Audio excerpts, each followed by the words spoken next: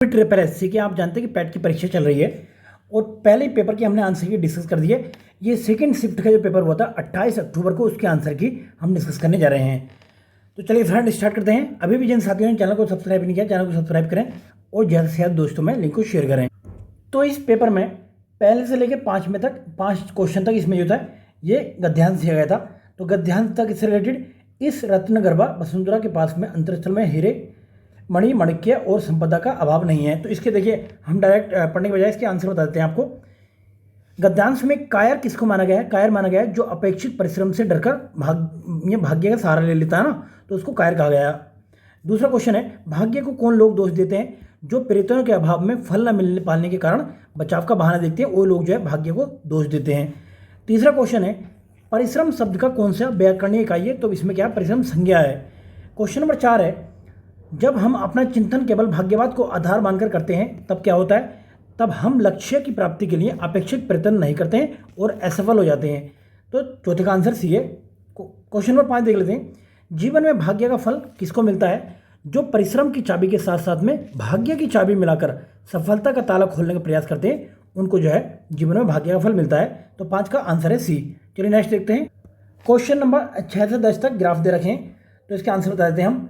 स्नेहा कैलाश से दुगनी कुशल है और वे दोनों मिलकर उतने ही काम करते हैं जितना कम समय में चमन और अक्षय मिलकर करते हैं। तो कैलाश व्यक्तिगत रूप से कार्य को कितने दिन में पूरा कर सकता है? तो इसका आंसर है 20 दिन में पूरा कर सकता है।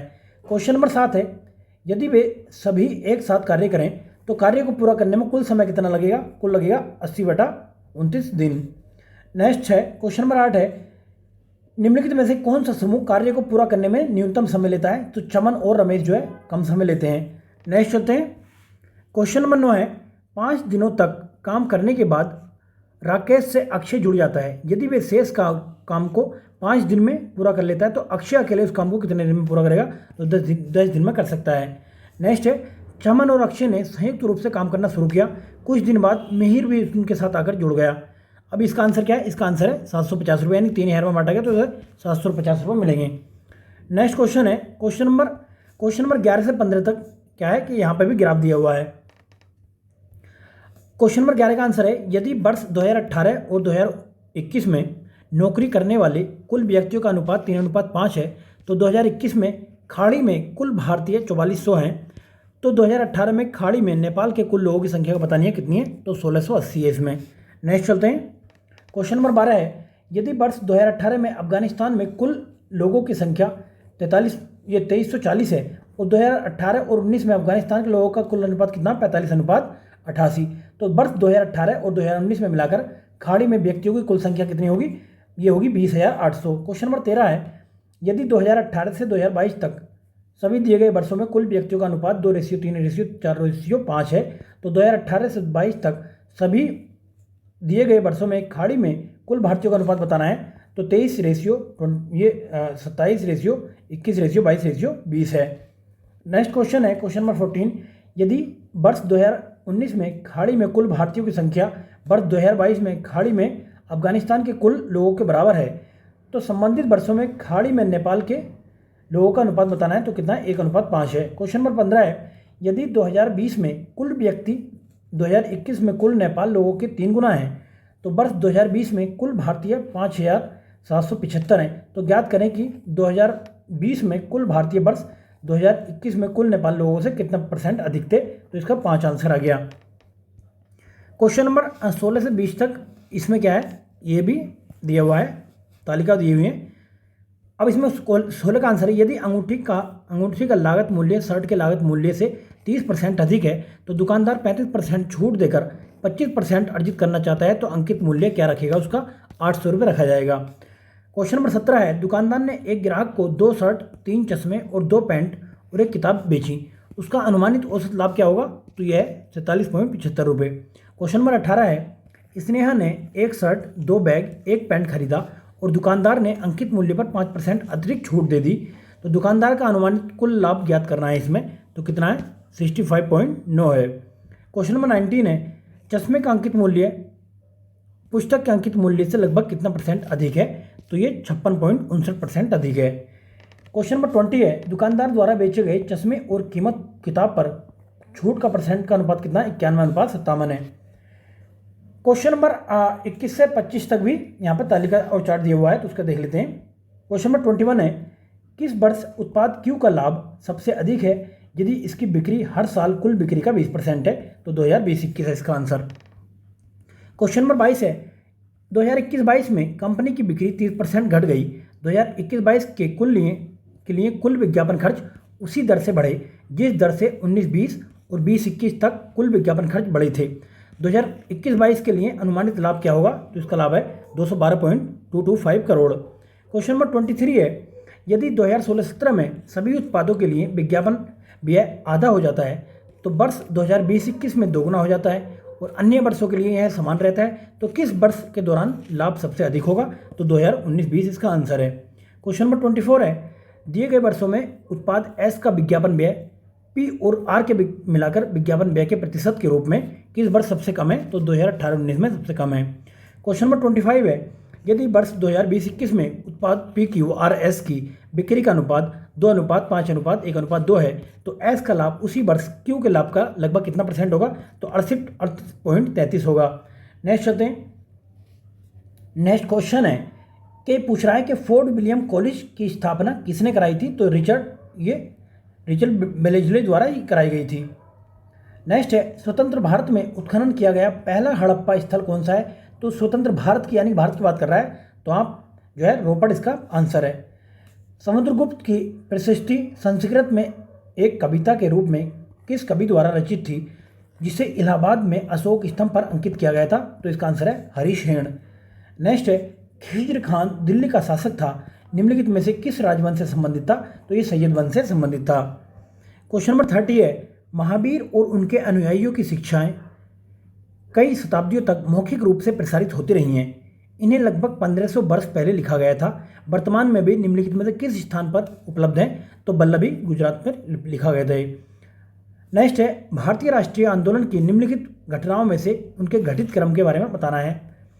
तो बरदौली का आंदोलन आप जानते हैं कब हुआ था? ये 1928 में हुआ था। महात्मा गांधी ने नोआखली की यात्रा कब की थी?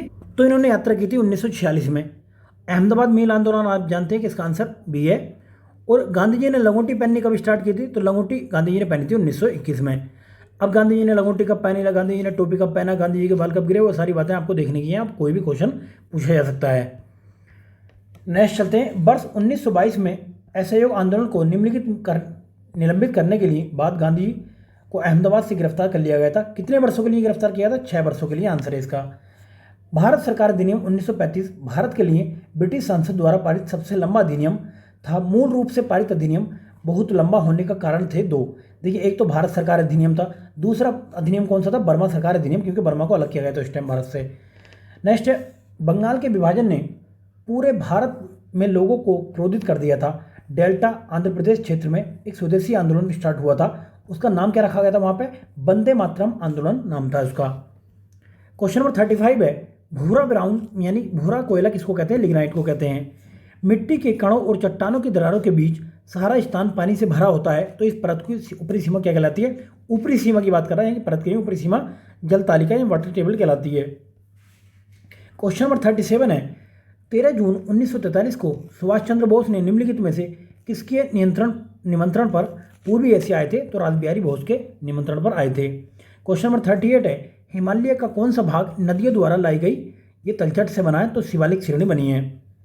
नेक्स्ट है, क्वेश्चन नंबर 39 है, भारत में एशिया का पहला निर्यात प्रसंस्करण जोन यानी कि EPZ कहाँ बना था? ये कांडला गुजरात में बना था। अल नीनो एक जटिल मौसमी प्रणाली है जो हर 3 से 7 साल में एक बार दिखाई देती है।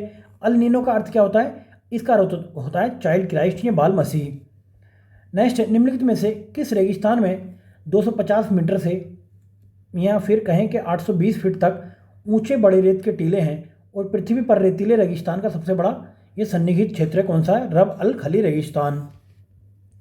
क्वेश्चन नंबर 42 है, अपने पहले चरण के दौरान ऑपरेशन फ्लड ने भारत के 18 प्रमुख दूध शहरों को भारत के 4 प्रमुख महानगरों शहरों में उपभोक्ताओं के साथ जोड़ा। निम्नलिखित में से कौन सा शहर था जो इस ऑपरेशन का हिस्सा नहीं था? ये बेंगलुरु था। नेक्स्ट क्वेश्चन है, पंचवर्षीय योजनाओं के किस संस्करण का उद्देश्य है? खाद्यान्न उत्पादन में तेजी लाना, रोजगार के अवसर बढ़ाना और खाद्य कार्य और उत्पादकता पर ध्यान केंद्रित करते हुए उत्पादकता बढ़ाना था, जो बहुत ज़्यादा सफल हुआ था। तो ये 7वीं पंचवर्षीय योजना थी। कुछ लोग इसका पहले भी टिक करके आए होंगे। नेक्स्ट है, निम्नलिखित में से कौन से भारतीय आर्थिक नियोजक के जनक थे? तो एम विश्वेश्वरैया थे। क्वेश्चन नंबर 45 है, स्वतंत्र भारत के प्रथम चुनाव आयुक्त कौन थे? तो ये सुकुमार सेन थे। क्वेश्चन नंबर 46 है, समान पारिश्रमिक अधिनियम 1946 के किस अध्याय या चैप्टर में पुरुष और महिला श्रमिकों को समान दरों पर पारिश्रमिक का भुगतान और अन्य मामले शामिल हैं? किसमें? अध्याय 2 में। जीएसटी की कौन सी प्रमुख विशेषता क्रेडिट के निर्बाध प्रवाह को अनुमति देती है और अंतिम उपभोक्ता पर कर के बोझ को कम कर देती है? कुछ लोग ऑनलाइन अनुपालन मार्क है, बट आंसर इसका गंतव्य आधारित कर होगा, यानी कि destination based tax. Question number 48 है, निम्नलिखित में से किस मामले पर अकेले केंद्रीय विधानमंडल के पास कानून बनाने की शक्ति है? तो आप जानते हैं ये अपशिष्ट मामला कौन सा? साइबर कानून। तो सी आंसर है इसका। नेक्स्ट चलते हैं, निम्नलिखित में से किस जानवर में अच्छी तरह से विकसित जल संवहनी तंत्र होता है? तो स्पंजमा होता है। क्वेश्चन नंबर 50 है, किसी चालक का प्रतिरोध निम्नलिखित में से किस कारक पर निर्भर नहीं करता है? तो चालक की आर्द्रता पर निर्भर नहीं करता है। क्वेश्चन नंबर 51 है, भारतीय संविधान के किस आर्टिकल में यह शामिल है कि राज्यपाल विधानसभा को संबोधित कर सकते हैं, राज्यपाल सदन का संदेश भेज सकते हैं? तो ये आर्टिकल है 175। नेक्स्ट क्वेश्चन है 52, निम्नलिखित में से कौन सा जिला और अधीनस्थ न्यायालयों और उच्च न्यायालयों के आदेशों, निर्णयों और मामलों के विवरण पर एक व्यापक डाटाबेस तैयार करता है? तो इसमें डाटा को देख के आप पकड़ सकते थे, राष्ट्रीय न्यायिक डेटा ग्रिड है ये इसका आंसर। मानव मस्तिष्क में दो न्यूरॉन्स के बीच अंतर को निम्नलिखित में से किस नाम से जाना था? तो सिनेप्स नाम से जाना जाता है इसको। इसमें बताना था, योग बताना था इसका कितना, तो 1/2 इसका आंसर है। 55 का आंसर है इसमें, सोल्व करके इसका आंसर आएगा 63। 56 का आंसर है इसमें 288। कच्चे आमों में निम्नलिखित में से कौन सा अम्ल पाया जाता है? तो टार्ट्रिक एसिड मिलता है इसमें। निम्नलिखित में से किस उपकरण का उपयोग भूमिगत जल दबाव को मापने और जल गुणवत्ता परीक्षण के लिए मापने पानी का नमूना लेने के लिए किया जाता है? तो यह है पीजोमीटर का प्रयोग करते हैं। क्वेश्चन नंबर 59 है, इसका आंसर 0.8 है। नेक्स्ट है, गीता की राय में उसका वजन 55 किलोग्राम है, तो इसका आंसर है 57 किलोग्राम। नेक्स्ट क्वेश्चन है 61, निम्नलिखित में से किस विकल्प में वाक्यांश के लिए एक शब्द नहीं है? तो पूर्णिमा की रात को कुहू नहीं कहा जाता, यही जो है गलत है। क्वेश्चन नंबर 62 है, हाथ को हाथ ना सुझाना का मुहावरे का अर्थ क्या है? बहुत घना अंधेरा होना। पितृ इच्छा के योग से बना शब्द क्या होगा? पितृइच्छा होगा, तो डी आंसर है इसका। निम्नलिखित में से इसमें जो तरंगिणी के पर्यायवाची बताने थे, तो सरिता, तड़िनी, निम्नगा ये तरंगिणी के पर्यायवाची हैं। नेक्स्ट चलते हैं, क्वेश्चन नंबर 65 है, निम्नलिखित में से रचनाकार और उनकी रचना के अनुसार कौन सा गलत है? तो बाणभट्ट कादम्बरी, वात्स्यायन कामसूत्र, मुंशी प्रेमचंद्र गोदान, तो इसमें बी गलत है, जयशंकर प्रसाद लोकायतन। अभी इंग्लिश का क्वेश्चन आगे, डैश डैश द प्रेसिडेंट, इसमें जो द का यूज़ किया जाएगा।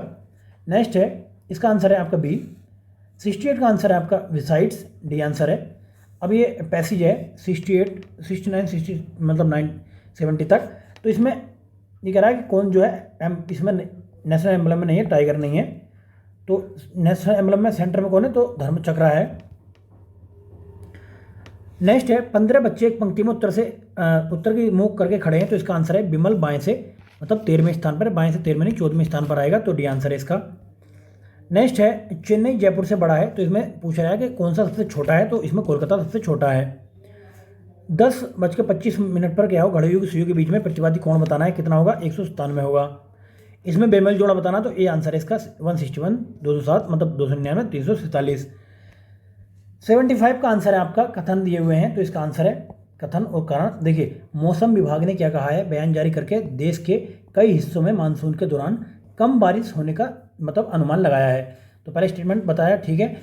सरकार ने संशोधित अनुमान जीडीपी वृद्धि दर को पहले के अनुमान के मुकाबले कम कर दिया। जाहिर सी बात है, मानसून कम होगा तो उसका इम्पैक्ट प्राइवेट सेक्टर पर, सेकेंडरी पर, टर्सरी पर, तीनों पर पड़ता है, तो जिसकी वजह से ये घटानी पड़ेगी। तो ये पहला तो कारण है, और दूसरा जो इसका प्रभाव होता है, तो भी आंसर इसका सही है। नेक्स्ट चलते हैं, क्वेश्चन नंबर 66 है 76, निम्नलिखित में से किसने हाल ही में जनता को वास्तविक समय में बाढ़ का पूर्वानुमान प्रदान करने के लिए mobile application flood watch launch की है? तो ये की है श्री कुशमिंदर बोहरा ने। तो देखिए, इस टाइप के क्वेश्चन हम डेली दैनिक जागरण का 5 से 10 मिनट का हम डेली न्यूज़पेपर डिस्कस करते हैं। दैनिक जागरण और जनसत्ता, हिंदी माध्यम के बच्चों के लिए कोई भी ऐसा एडिटोरियल डिस्कशन नहीं है। ये वन लाइन न्यूज़ जो अभी तक किसी ने कोई भी कवर नहीं कर रहा था, तो हमने डेली कवर करना स्टार्ट किया, तो आप भी उसको डेली देख सकते हैं। नेक्स्ट है, हाल ही में राष्ट्रपति द्रौपदी मुर्मू ने राजघाट के निकट निम्नलिखित में से किस स्थान पर महात्मा गांधी की प्रतिमा का अनावरण किया है? तो गांधी दर्शन है इसका आंसर। 78 है, भारतीय राष्ट्रीय भुगतान निगम ने निम्नलिखित में से किस स्थान पर ग्लोबल फिनटेक फेस्ट 2023 में यूपीआई पर क्रेडिट लाइन का अनावरण किया है? तो मुंबई में किया गया है ये। 79 है, हाल ही में अखिल भारतीय शिक्षा समागम का आयोजन भारत सरकार के निम्नलिखित में से किस मंत्रालय द्वारा किया गया? तो शिक्षा मंत्रालय और कौशल विकास और उद्यमिता मंत्रालय द्वारा किया गया है। क्वेश्चन नंबर 80 है, निम्नलिखित में से किसे हाल ही में ललितपुर नेपाल में आयोजित काठमांडू कलिंग साहित्य महोत्सव में यशस्वी सम्मान प्रदान किया गया है? तो डॉक्टर माधव प्रसाद पोखरेल थे। क्वेश्चन नंबर 81 है, हाल ही में सीमा सड़क संगठन यानी कि बीआरओ ने पूर्वी लद्दाख के करीब दुनिया की सबसे ऊंची मोटर वाहन चलाने वाली सड़क का निर्माण किया है। निम्नलिखित में से वर्तमान में विश्व की सबसे ऊंची मोटर चलाने वाली सड़क कौन सी है? तो उमलिंगला दर्रा में है ये। क्वेश्चन नंबर 82 है, निम्नलिखित में से किस संगठन ने हाल ही में एकलव्य एक अनुसंधान संबंध कार्यक्रम लॉन्च किया है? तो नेशनल लॉ यूनिवर्सिटी दिल्ली द्वारा किया गया है।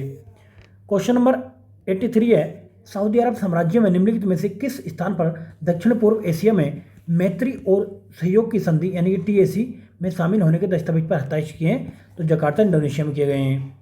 उस दिन का नाम बताइए जो भारत में स्कूलों और कॉलेजों में छात्रों के बीच बचत की आदतों को बढ़ावा देने के लिए हर साल 15 सितंबर को मनाया जाता है? तो यह संचय का दिवस। क्वेश्चन नंबर 85 है, कौन सा देश हाल ही में ब्रिक्स का नया सदस्य नहीं बना है? तो क्यूबा जो नहीं बना है इसमें। बैंक ऑफ इसराइल द्वारा हाल ही में आईसीसीआर में शामिल हुआ है। आईसीसीआर का पूरा नाम क्या है? International committee on credit reporting है। नेक्स्ट चलते हैं, क्वेश्चन नंबर 87 है। चलिए नेक्स्ट है, क्वेश्चन नंबर 87 है, खासावा दादा साहेब जादव निम्नलिखित में से किस खेल में ओलंपिक पदक जीतने वाले पहले भारतीय बने हैं? तो ये कुश्ती में जीता है इन्होंने। क्वेश्चन नंबर 88 है, पेट्रोलियम निर्यातक देशों के संगठन यानी कि ओपेक की स्थापना के लिए सम्मेलन कहाँ पे हुआ था? तो ये बगदाद में हुआ था। क्वेश्चन नंबर 89 है, भारत के पहले नियोजित आधुनिक शहर की आधारित भाषा निम्नलिखित में से कौन सी है? तो अंग्रेजी है, चंडीगढ़ की बात कर रहा है। नेक्स्ट है, क्वेश्चन नंबर 90, किससे संबंधित एकमात्र उदाहरण है जब भारत के राष्ट्रपति ने अपनी वीटो शक्ति का प्रयोग किया था? तो ये भारतीय डाकघर विधेयक था। नेक्स्ट चलते हैं, क्वेश्चन नंबर 91 है, ऋषि मुनि के अनुसार पुरानी पवित्र नदियां सरस्वती और द्वेषवती के बीच भूभाग डैश डैश के नाम से जाना जाता था? तो ब्रह्मरथ के नाम से जाना जाता था। क्वेश्चन नंबर 92 है, राष्ट्रीय समुद्र विज्ञान संस्थान एनआईओ का मुख्यालय किस स्थान पर है? तो डोनापोला गोवा में है ये। नेक्स्ट है, निम्नलिखित में से किस भारतीय स्वतंत्रता सेनानी ने हिंट्स फॉर सेल्फ कल्चर नामक पुस्तक लिखी थी?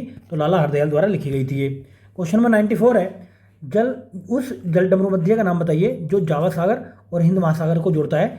तो यह है सुंडा जलडमरूमध्य। तो लोग कुछ जो है मलक्का भी लगा है, मलक्का नहीं है इसका सही आंसर है।